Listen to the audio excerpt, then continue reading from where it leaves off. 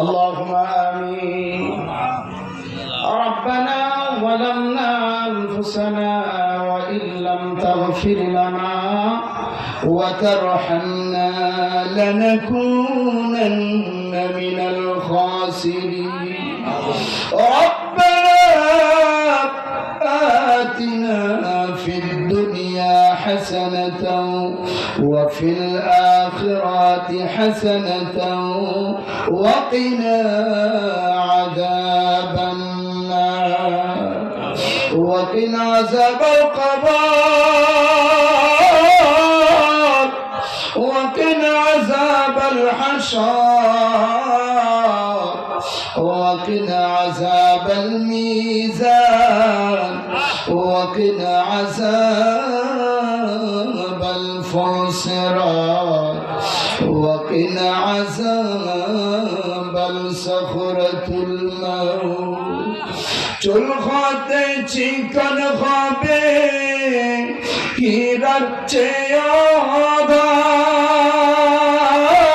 আধার, নেকি বান্দা পার হইবে বিজলির আকার, নেকি বান্দা পার হইবে বিজলির আকার, বদি সবে কেটে পড়বে দোজখের ভিতর। রব্বুল আলামিন তাকায়া দেখো গো আল্লাহ কুমিল্লা শহরের পাশে আল্লাহ সদর থানাদের আল্লাহ বদরপুর গাউসিয়া জামে মসজিদ মাঠে আল্লাহ জাফর আলী ফকির সহ সকলের উদ্যোগে আয়োজিত বাৎসরিক 32তম মাহফিলে বসে বসে নবীর উপর দরুদ শরীফ পড়ে জিকির আজকার করে আমি গুনাহগার দারে পাকা মুরব্বিদেরকে লইয়া যুবক ভাইদেরকে লইয়া পর্দার আড়ালের মা বোনদেরকে লইয়া ইয়েতিমের মতো ফরিয়াদের হাত বাড়াইলাম কবুল করে নাও। এলাকা দিয়া এই বদরপুরের পক্ষ থেকে দয়ার নবী মায়ার নবীর কদমে সোনার মদিনায় কবুল করে নাও। উনার সাহাবায়ে কেরাম তাবিঈন মুস্তাহিদিন খুলাফায়ে রাশিদিন জান্নাতুল বাকি জান্নাতুল মাওয়া মুআল্লাম সহ যত নবী রাসূল ওলি গাউস পীর কুতুব মুমিন মুমিনাত মুসলিমাত যারা পরিমাণ ঈমান নিয়ে যারা কবরে প্রত্যেকটা কবরে কবরে আজকের গাদিয়া পৌঁছা দাও। ও আমরা দৈনন্দিন তো মাহফিল হয় না গো মা, আমি অনুরোধ করবো গো মা তুমি বাড়ির মধ্যে নামাজের মুসল্লায় বসে যাও, তোমার স্বামীকে পাঠা দাও, তোর বাবাকে পাঠা দাও, ভাইকে পাঠা দাও, সন্তানকে পাঠা দাও। কেন জানো নি গো মা, এই এলাকার একটা মুর্দার তো খবরে নাই, মাহফিলের চতুর্দিকে ঘুরতেছে, মাহফিল রক্ষক ফেরেশতারা বলে তোমরা কারা গো? ডেকে বলে আমরা কবরের মুর্দা, কেন আসছো? কবরের আযাব সইতে পারি না।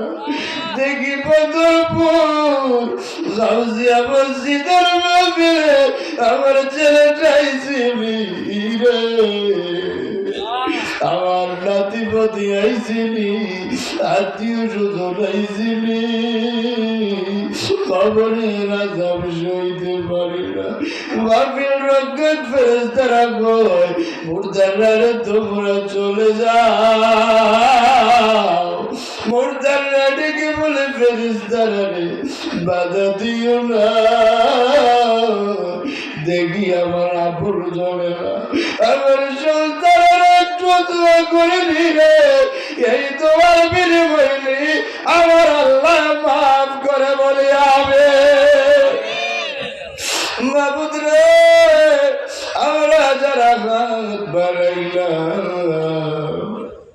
এই মসজিদ থেকে জানি না কার যে কলিজার টুকরা বাদল যায় না জনম দুঃখে মা নাই রে। ও বাবারা, ও আমার বাবারা, মায়েরা, বোনেরা, মনে রায় রায় তাকে ঘুরে আব্বার চেহারাটা দেখা যায়নি, আব্বার চেহারাটা দেখা যায়নি রে। যে শীতে রাইতে আমার ডাইনে শোয়াইছে রে, ডাইনে পজরাম করে দিয়েছি, আমার বামে শোয়াইছে, আমি বামে পজরাম করে দিয়েছি, ডাইন বাম সব বিজয় লইছি রে। বাজারি কোন সময় আমার বুকের সাথে জড়ায় রাখছে। এই শীতের ভিতরে এই ঠান্ডার ভিতরে সারা রাত পিজা জাগাইছিল, আমার স্বপ্ন জাগায় রাখছে। ওই মাজার দুনিয়ায় নাই রে বাবা, যার দুনিয়ায় নাই ওই বাবা মার কবর গুলানে এই মগরতে জান্নাতের বাগান বানায়া দাও। কত কষ্ট করছে না সংসারে, কোন হালেতে রাখছো আল্লাহ কবরে। কত কষ্ট করছে না সংসারে। আল্লাহর এটা রাখবেন, আল্লাহ আরেকটা রাখতেন আল্লাহ। কত কষ্ট করছে না ভাই সংসারে, কোন খালেতে রাখছ খবরে। নিজের হাতে মানুষ তুমি বানাইয়া কেমনে দিবা জাহান নামে ফেলিয়া। জাহান নামের আগুন মাবুদ সইতে পারব না, দুনিয়াতে নৌকা দাইয়া কবরে কাদায় মোলা। দুনিয়াতে নৌকা দাইয়া হাসরে কাদায় মোলা। দুনিয়াতে নৌকা দাইয়া ফুলসে রাতে কাদায় না। ও দুনিয়ার ভিতরে যত কষ্ট লাঞ্ছনা দেবে দিও না, আল্লাহ কবরে আসর মিজানে কষ্ট দিও না। জানি না রে এই মাহফিল কার জীবনের শেষ মাহফিল হয়ে যায়, জানি না রে এই মোনাজাত কার জীবনের শেষ মোনাজাত হয়ে যায়। জানি না কারা হায়াতের সূর্য যে লাল হয়ে গেছে, জানি না কার কবরের দরনার বাজছে, কোন বাজারে গোজা গেছে, কার কাপড়ের কাপড় যে কোন দোকানের থানে আইসা গেছে। ও মাবুদ মাসুম বানাইয়া দাও, বেগুনা বানাইয়া দাও। এই মাইকের আওয়াজ যতদূর পর্যন্ত যায়, সকল গুণের আযাব তুমি মাফ করে দাও। এই বদর পরে আমি অনেক মাহফিল করেছি আল্লাহ, প্রায় মসজিদে আমি মাহফিল করেছি।